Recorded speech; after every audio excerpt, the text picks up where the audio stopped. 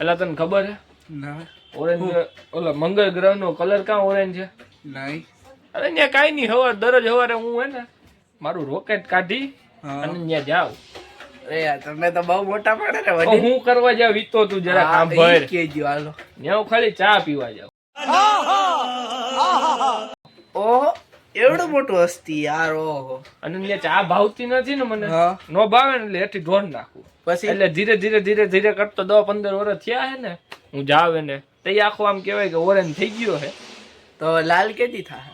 લાલ કરવો તો હા. કાલ સવારે ત્યાં શાક ખાતો જાવ એટલે ત્યાં લાલ થઈ જાય હાલો.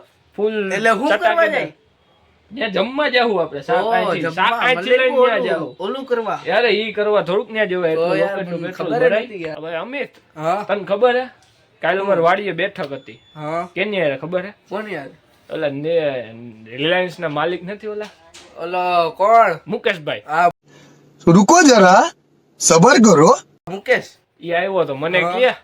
કે તને 90% પ્રોપર્ટી હે ને તારા હા. નામે કરી દઉં, તું મારા ભેગો કામમાં રહી જા. તો એમાં અમિત લખ દેજે મારું નામ તમ તારા હાલશે યાર. એમાં તારું નામ થોડુંક લખાય, સાંભળ તો યાર ખરા પેલા પૂરી વાત તો હા, સાંભળ. બોલ. એટલે હું કહું હવે નો પોહાય.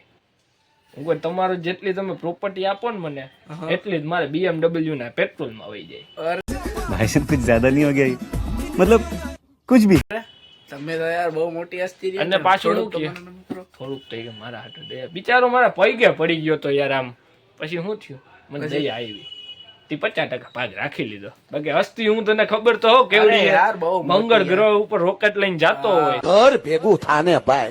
એ હસ્તી કેવડી હોય યાર. તો યાર કઈ ઘટે નહીં આ યાર. આ દુકાન આપણે બેઠા છીએ, આ તો આપણે મોદી ખાલી કાકા નહીં માહે મૂક દે કા.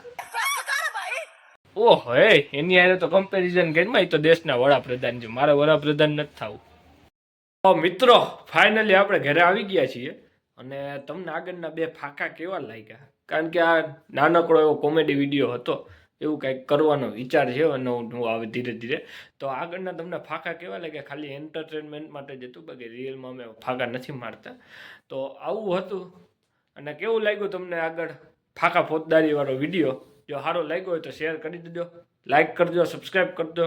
તો મળીશું કોઈ નવા બ્લોગ સાથે અથવા તો નવા આવા કોમેડી કન્ટેન્ટ સાથે. ત્યાં લગન આપો મને રજા. Good bye and take care. મળીશું કોઈ નવા અધર કન્ટેન્ટ સાથે.